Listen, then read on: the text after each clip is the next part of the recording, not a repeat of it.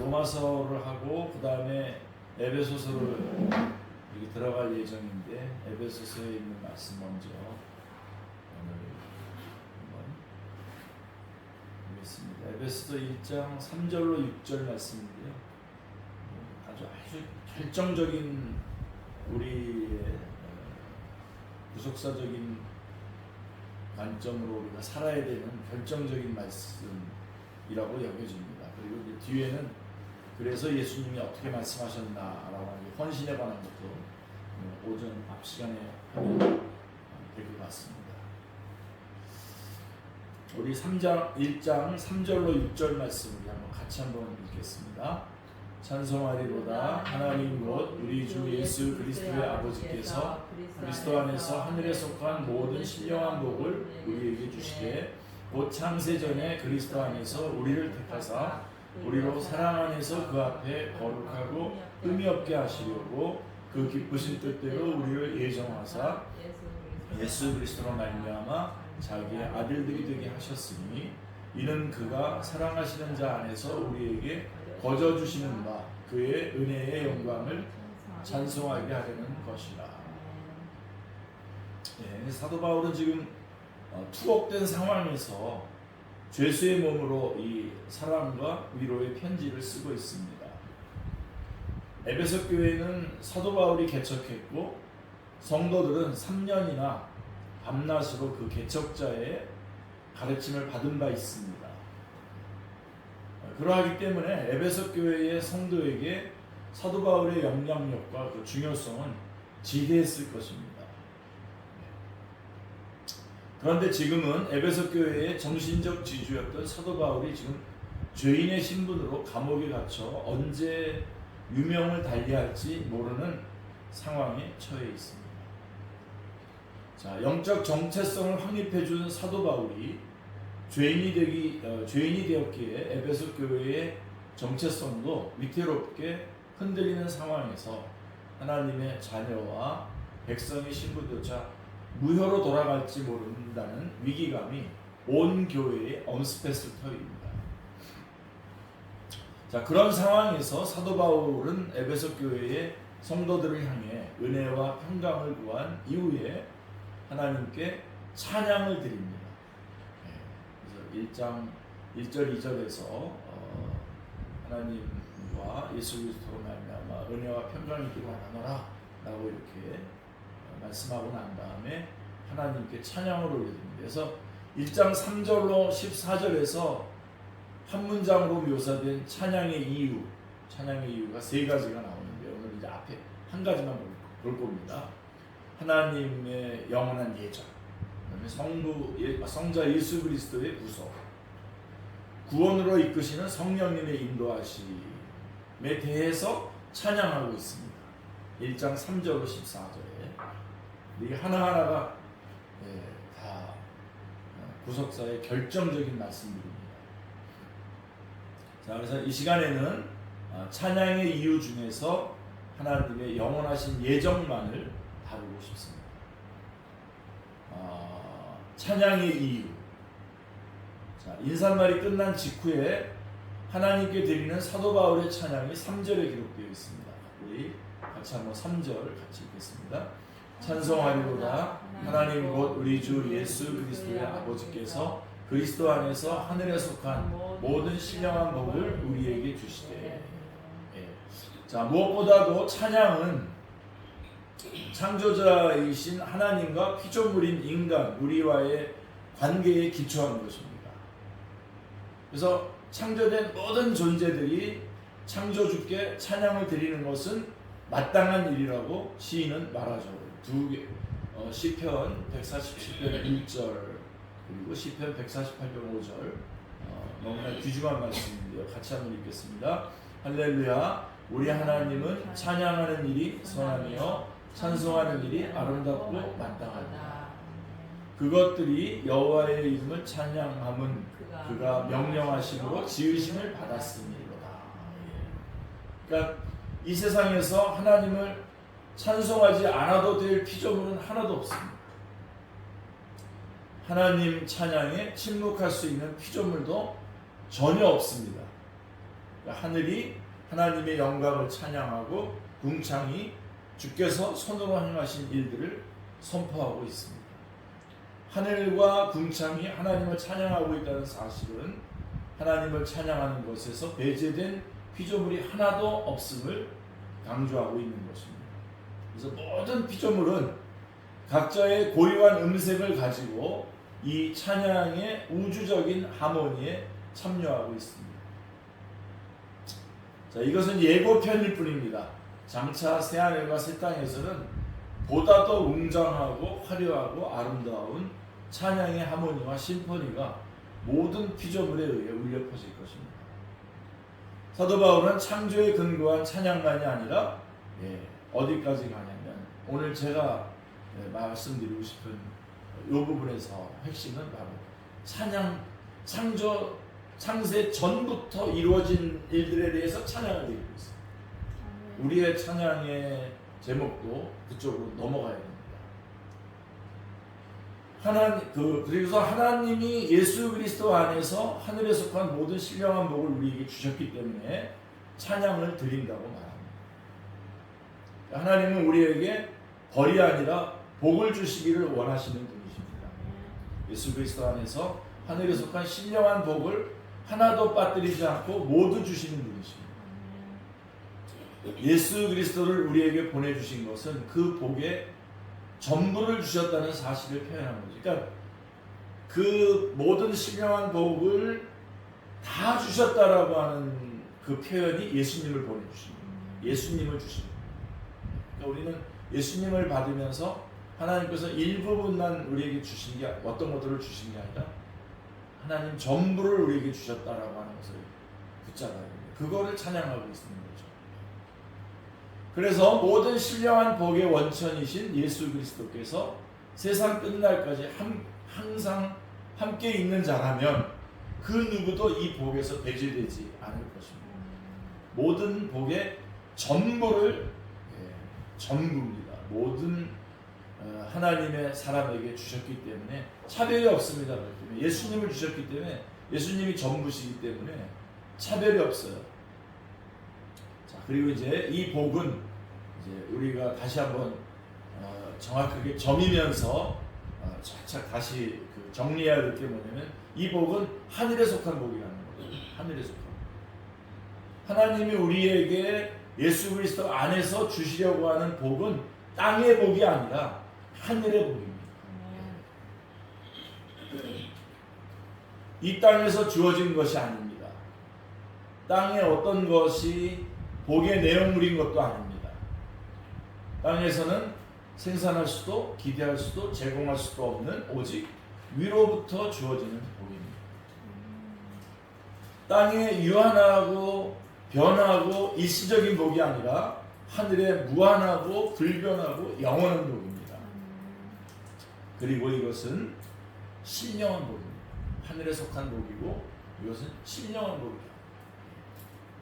그러니까 육신과 관련된 복이 아니라 영혼과 관련된 복입니다. 요즘에 이 육신에 관련된 어마어마한 그 믿음들이 많죠. 이게 다다. 근데요, 하나님이 우리에게 주시는 예수 그리스도 안에서 주시는 복은 신령한 복입니다. 그래서 이것은 사람이 아니라 성령님만이 주실 수 있는 복입니다. 사도 베드로는 하늘에 속한 신령한 복에 대해 사도 바울과 약간 다르게 표현하고 있습니다. 베드로서 1장 3절 같이 읽겠습니다. 그의 신기한 능력으로 생명과 경건에 속한 모든 것을 우리에게 주셨으니. 이 구절 한 구절만 가지고 하루 종일도 묵상하고 행복하죠. 우리가 받은 복은 영혼의 생명과 경건에 속한 복이다. 그러니까 육신은 흙으로 돌아가기 때문에 육신과 관련된 복은 우리의 몸이 먼지가 되면 소멸되고 말 것입니다. 하지만 영혼은 죽어서도 영원하기 때문에 영혼의 복은 죽은 이후에도 소멸되지 않을 것입니다. 하나님은 우리에게 하늘에 속한 신령한 복을 주시되 일부가 아니라 전부를 주신다고 사도 바울은 말합니다. 우리 각자가 신령한 복의 일부분을 가졌다면 서로 비교하고 열등감과 우월감을 가질지도 모릅니다. 저도 모르는 시절에는 열등감으로 시작해서 또 우월감도 갖기도 하고 엎치락뒤치락 하다가 지금은 이런 말씀들의 그 깊이를 알게 되고 성령님께서 위로해 주시는 가운데 그렇구나, 전부를 주셨구나 라는 것을 알고 있는데요. 자, 그러나 그래서 이런 열등감과 우월감을 가질지도 모르지만, 그러나 하나님이 주신 신령한 복은 그 전부를 우리 모두에게 부족함이 없도록 주셨기 때문에 비교와 시기와 질투가 있을 수가 없습니다. 있다면 오해와 무지에서 비롯된 것입니다. 아직 모르고 있거나 오해하고 있기 때문에 주님께서 복의 전부를 주신다는 사실에 대한 오해와 무지를 보여주는 좋은 사례가 뭐냐면 탕자 이야기입니다. 탕자 이야기에 등장하는 탕자의 형, 이 사람이 진짜 탕자죠, 그죠? 돌아온 탕자를 향한 아버지의 반응부터 보십시오. 우리 15장, 누가복음 15장 22절 같이요. 제일 좋은 옷을 내다가 입히고 손에 가락지를 끼우고 발에 신을 신기라. 이것을 들은 탕자의 형은 탕자를 환대하는 아버지가 편애하는 것 같아서 시기하고 원망하고 불평까지 했습니다. 그러나 아버지는 장남의 어리석은 비교와 부당한 질시와 미련한 원망을 듣고 이렇게 말합니다. 누가복음 15장 31절 같이요. 너는 항상 나와 함께 있으니 내 것이 다 내 것이다. 우리가 놓치지 마셔야 됩니다. 탕자의 아버지는 탕자에게 고작해야 잔치를, 탕자의 형에게는 아버지의 전부를 주었다고 말합니다. 하나님 아버지도 우리 각자에게 전부를 주시는 분이십니다. 전부. 그리고 사도 바울은 하늘의 신령한 모든 복들이 예수 그리스도 안에서 주어지는 것이라고 말합니다. 이것도 이제 중요하죠. 이는 예수 그리스도 바깥에서는 어떻다는 겁니다. 하늘의 복이 인간에게 주어지는 다른 방법이 없다는 겁니다. 예수 그리스도 안에 이외에 바깥에서는 없습니다. 여기서부터 뭐 발끈하시는 분들은 본인이 율법적인 그런 그 패턴을 가지고 있기 때문에 예수 그리스도 안에만 있습니다. 하늘의 복은 사람들의 노력과 의지와 소원과 조건을 구비하면 주어지는 조건적인 복과는 다릅니다. 하늘의 복은 땅의 방법이 아니라 하늘의 방법에 의해서만, 즉 예수 그리스도 안에서만 주어지는 것입니다. 자, 복의 일부가 아니라 전부를 주는 유일한 방법은 뭐냐? 예수 그리스도 안에서 주는 것입니다. 그래서 하늘의 모든 신령한 복은 생명을 내어주신 예수 그리스도 자신이며, 예수님 자신이 이 신령한 복의 전부이시며 또 그에게서 산출되는 것입니다. 예수님을 우리에게 주신 것은 하늘에 속한 모든 신령한 복을 전부 주신 겁니다. 하나님의 아들이요 그 형상의 본체이신 예수 그리스도를 우리에게 보내주셨다는 것은 어떠한 것도 아끼지 않으시고 하나님의 복 전체를 우리에게 주셨다는 뜻입니다. 로마서 8장 32절 한번 같이 한번 읽겠습니다. 자기 아들을 아끼지 아니하시고 우리 모든 사람을 위하여 내주시니가 어찌 그 아들과 함께 모든 것을 우리에게 주시지 아니하느냐. 늘 제가 말씀드리는 것처럼 우리가 주님 앞에 이것도 달라 저것도 달라 기도할 때에 그 기도를 듣고 계신 하나님은 이미 자기 아들을 우리에게 주신 분이다라고 하는 사실을 절대로 놓치지 마시기 바랍니다. 그래서 모든 것을 주셨다라고 하는 의미에서 제자들을 향해 이렇게 말합니다. 요한복음 14장 14절도 요절이죠. 같이 읽겠습니다. 내 이름으로 무엇이든지 내게 구하면 내가 행하리라. 예수님께서 직접 하신 말씀입니다. 그러면 신령한 복의 구체적인 내용을 한번 보겠습니다. 사도 바울은 4절에서 하늘에 속한 모든 신령한 복의 구체적인 내용을 설명하고 있습니다. 같이 읽겠습니다. 곧 창세전에 그리스도 안에서 우리를 택하사 우리로 사랑 안에서 그 앞에 거룩하고 흠이 없게 하시려고. 예. 자, 바로 우리가 창세 전에 예수 그리스도 안에서 하나님의 택하심을 받았다는 것이 하늘에 속한 복입니다. 이게 최고의 복이죠. 사도 바울은 현재 땅에서 이루어진 일들 때문이 아니라 창조 이전에 이루어진 일 때문에 찬양하는 것입니다. 우리의 찬양의 제목도 여기서부터 출발해야 됩니다. 여기에서 찬양의 이유와 내용은 시공간을 넘어서 영원한 선택의 차원에서까지 확대되고 있습니다. 창세 전에 특별히 하나님의 택하심이 이루어진 시점은 창세 전이라고 말씀하고 있습니다. 그러니 우리가 받은 구원이 얼마나 단단합니까? 흔들릴 수 없는 겁니다. 헌금 안 됐다고, 특별 집회에 참석 안 했다고 다시 취소가 되는 그런 게 아니죠. 창세 전에 이는 하나님의 택하심의 원인으로 작용한 시공간 안에서의 피조물이 없다는 말입니다. 하나님은 이 세상에, 그러니까 우리의 어떤 존재가 있기도 전에 그런 그 시공간 안에서 선택한 것이기 때문에 피조물 쪽에 어떤 무슨 꼬투리나 원인과 이유가 있어서 선택받거나 안 받거나 한 것이 아니다라고 하는 거죠. 하나님은 이 세상에 어떠한 조건이나 원인이나 자격이나 변수에 영향을 받지 않으시는 분이십니다. 아멘. 나아가 세상의 그 무엇에 의존하지 않는 선택이기 때문에 그 선택을 취소하고 변경할 변수도 이 세상에는 없습니다. 이걸 만약 취소하면 다시 창세 전에 가서 뭔가를 조치를 취해야 돼요. 그렇기 때문에 바꿀 수 없습니다. 선택의 대상은 우리라고 말합니다. 우리. 이것도 굉장히 중요합니다.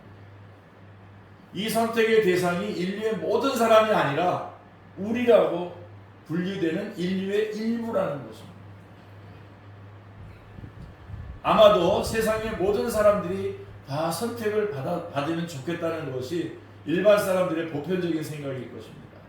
그러나 성경은 그 구체적인 이유와 원인에 대해서는 침묵하고 있지만, 저는 설명할 수 있는 길은 있습니다. 여러 가지로. 그렇지만 그거에 대해서 성경이 침묵하고 있지만 선택의 대상은 세상 사람들의 일부라고 분명히 말하고 있습니다. 이 땅에 육신으로 오신 예수님을 설명할 때에도 사도 마태는 세상의 모든 사람들이 아니라 자기 백성을 그의 죄에서 구원할 자라고 마태복음 1장 21절에서 말씀하고 있습니다. 인류의 일부를 선택하신 하나님의 이유나 의도가 궁금할 것입니다. 그러나 이 세상의 시공간을 살아가는 우리는 성경이 그어놓은 침묵의 경계선을 함부로 넘어가지 않는 것이 좋습니다. 여러분들 체킹하시고 이 부분에 관해서는 하나님 앞에서 우리가 진지해야 됩니다. 하나님이 감추신 것을 억지로 들추고 닫으신 것을 억지로 여는 것은 우리에게 유익한 것도 아닙니다. 적정선을 이탈하지 마십시오. 성경은 우리에게 필요한 것은 하나도 빠뜨리지 않고, 여기 솔라 스크립트라고 하거든요. 오직 성경, 그러니까 sufficient revelation, 충분한 계시를 해주셨다는 겁니다. 우리에게 필요한 것들.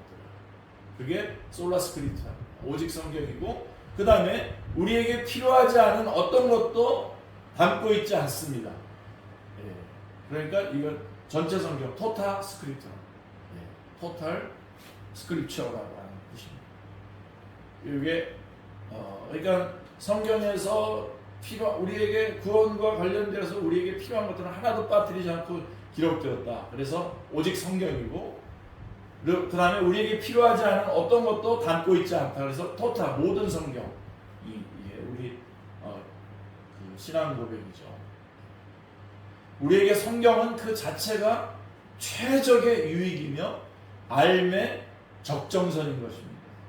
그래서 선택의 목적에 대해서 사도 바울은 우리를 거룩하고 흠이 없게 하는 것이라고 말합니다. 우리를 선택하신 하나님의 뜻은 땅에서의 부와 장수와 명성과 건강과 출세와 권력이 있지 않습니다. 우리의 거룩함이 있습니다.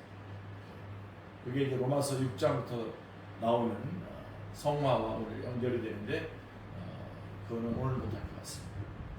자, 그런데 주의해야 할 것은 우리의 거룩함과 흠없음이 선택을 가능하게 한 원인이 아니라 뭐라고 그러죠? 선택의 결과라는 것입니다. 그래서 마치 우리의 거룩함, 우리가 뭔가 깨끗하게 살아갔고 하여튼 그런 것들이 우리의 구원의 조건이라고 생각하는 그런 사람들도 있는데 또 율법주의적인 입장이죠. 그렇지 않습니다. 그리고 그러나 선택의 결과로 우리를 거룩한 그리스도의 장성한 분량에 충만한 자리까지 우리를 이끌어 가시는 거죠. 자, 선택도 하나님의 은혜이고 거룩하고 흠없게 되는 것도 하나님의 은혜로 말미암은 것입니다. 이거를 다른 말로 얘기하면 이게 성경의 구속사, 하나님이 내가 하리라라고 일방적으로 하시는 거죠. 거룩함과 흠없음의 정도는 도덕적인 깨끗함, 언어의 깔끔함, 용모의 단정함이 있지 않습니다. 선택의 목적은 사람들의 눈에 보이려는 것이 아니라 하나님의 눈앞에서의 거룩함과 흠없음을 이루기 위한 것입니다. 자, 거룩함은 하나님께 구별된 상태를 의미하고 흠없음은 주님의 형상을 온전히 이루는 것과 관계된 것입니다. 그래서 여러분, 우리 교회들이, 목회자들이, 그리고 우리 성도들이 어떤 부분을 벗겨내야 될지, 어떤 부분 쪽 방향을 어떻게 바꿔야 될지 바로 이 말씀이 우리에게 분명하게 말씀해주고 있는 거죠. 하나님 앞에 서지 마케팅 이런 것들이 아니에요. 자, 거룩하고 흠없는 사람은 바로 하나님께 구별된 사람이요, 하나님의 자녀다운 사람이요, 그래서 부족함이 없는 사람을 뜻합니다. 우리를 거룩하고 흠없게 하시려는 하나님의 방식에 대해 사도 바울은 우리가 사랑 안에서라고 이렇게 되어 있습니다. 사랑 안에서 거룩하고 흠이 없는 온전한 사람이 되는 것이라고 말합니다. 절대로 결국은 사랑인 겁니다. 이는 조건도 없고 자격도 없는 우리에게 베푸시는 하나님의 무조건적 사랑 안에서만 거룩함과 흠없음을 기대할 수 있다는 것입니다. 하나님의 사랑 안에 거하는 것은 하나님의 계명을 듣고 순종해야 가능한 일입니다. 자, 요한복음 15장 10절 같이요. 너희도 내 계명을 지키면 내 사랑 안에 거하리라. 예. 여러분, 이렇게 설교하는 게 좀 안 맞지만 사랑해 보십시오. 사랑해 보십시오. 사랑하면 변화되고, 사랑하면 성장하고, 사랑하면 온전함이 이루게. 근데 로마서 5장 5절에 이 사랑이 성령님께서 우리 안에 부어주시는 거잖아요. 그 사랑으로 사랑해 보십시오. 변화되고 성장하고 온전함이 이루게 되는 거죠. 거룩함과 흠없음을 이루려면 가정과 교회와 직장과 일터와 학교의 현장에서 사랑하며 사십시오. 사랑을 받고 사랑을 하는 관계성이 없는 모든 공동체는 우리를 퇴보하게 만듭니다. 우리에게 허락된 모든 관계들은 신적인 작정의 관점에서 보면 우리의 거룩함과 흠없음을 위한 하나님의 배려이며 섭리적인 장치라고 보아도 무방할 것입니다. 그래서 결국 우리를 거룩하고 흠없는 자로, 사랑 안에서 거룩하고 흠없는 자로 만들기 위해서 우리에게 모든 조치들을 하나님은 취하시고 배려해 주시고 섭리해 주시고 그 모든 과정들이라는 거죠. 자, 그러면 예정, 하나님의 뜻에 기초한 예정, 5절을 보십시오. 같이 한번 읽겠습니다. 그 기쁘신 뜻대로 우리를 예정하사 예수 그리스도로 말미암아 자기의 아들들이 되게 하셨으니.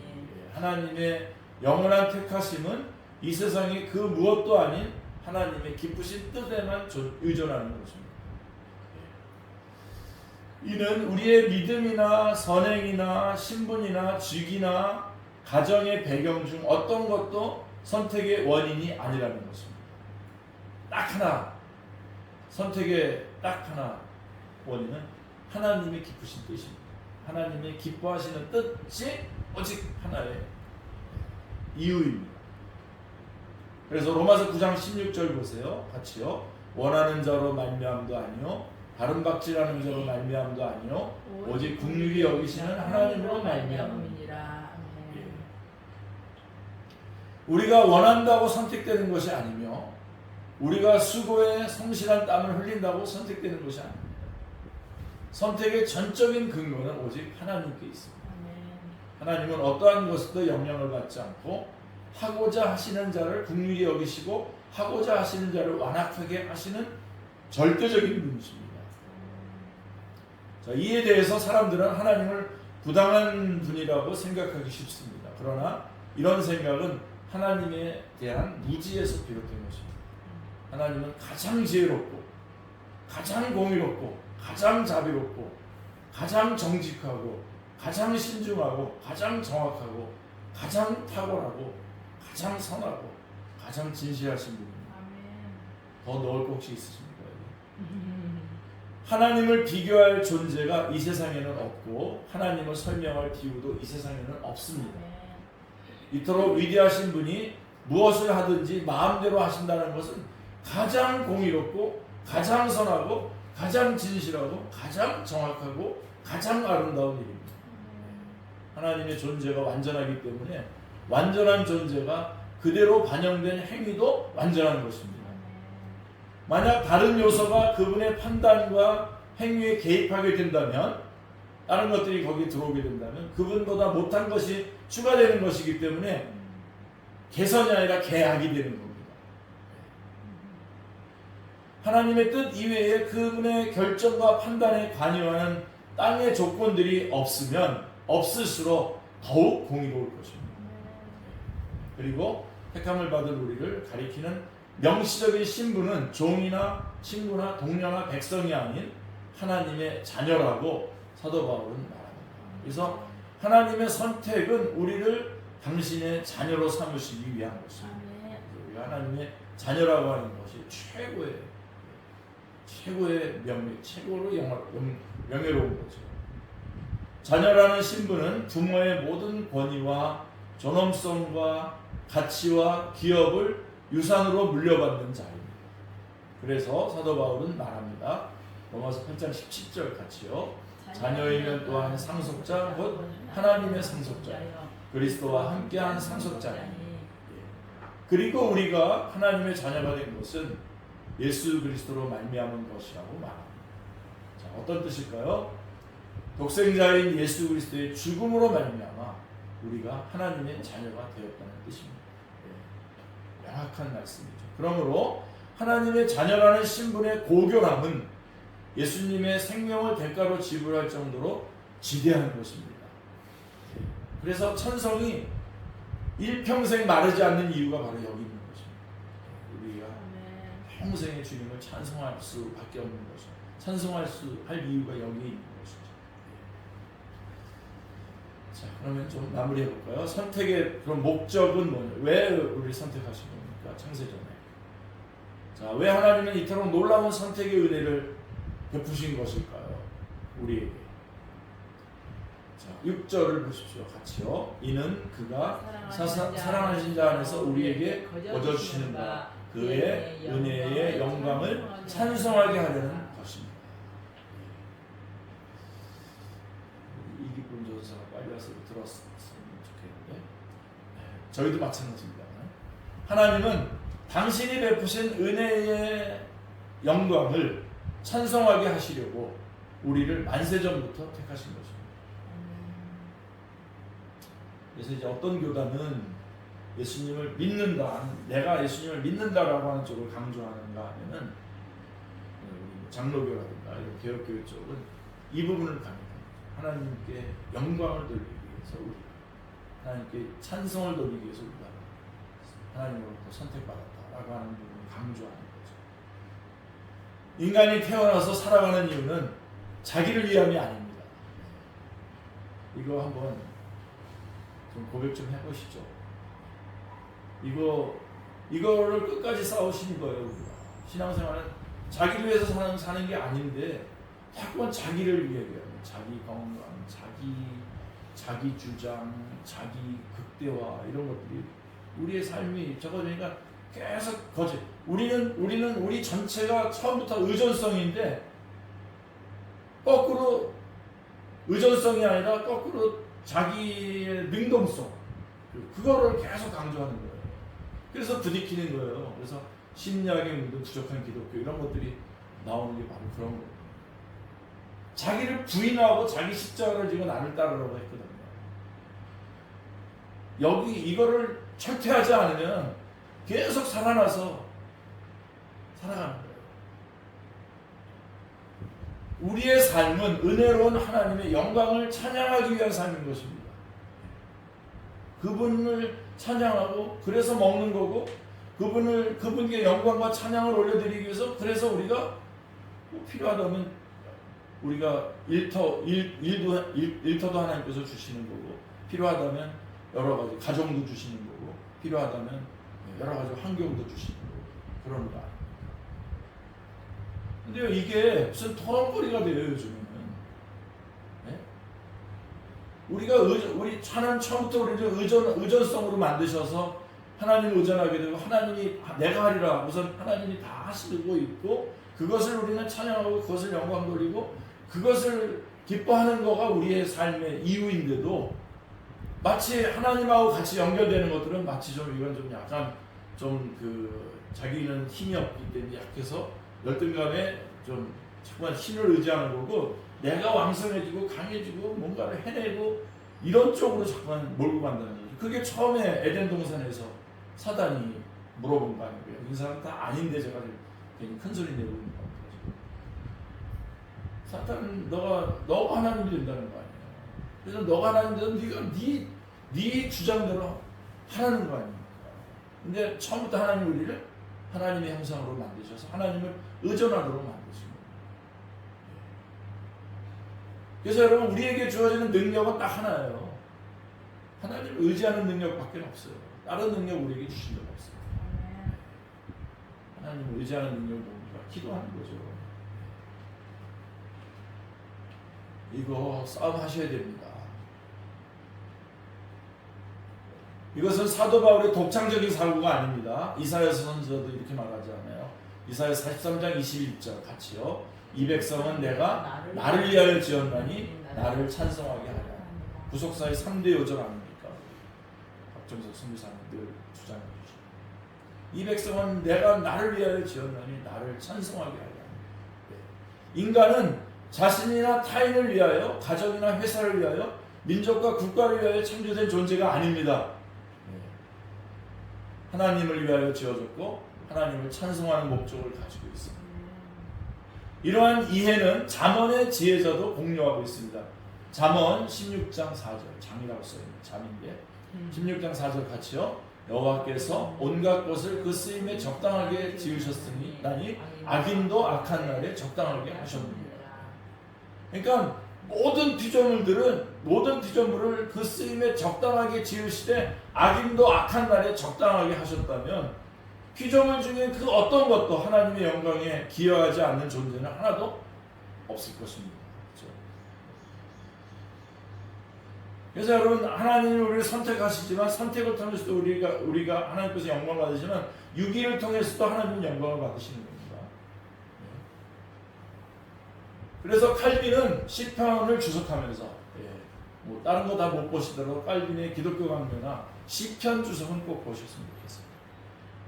시편 주석에 보면 온 세상은 하나님의 선함과 지혜와 정의와 능력의 전시를 위한 극장이라고 했습니다.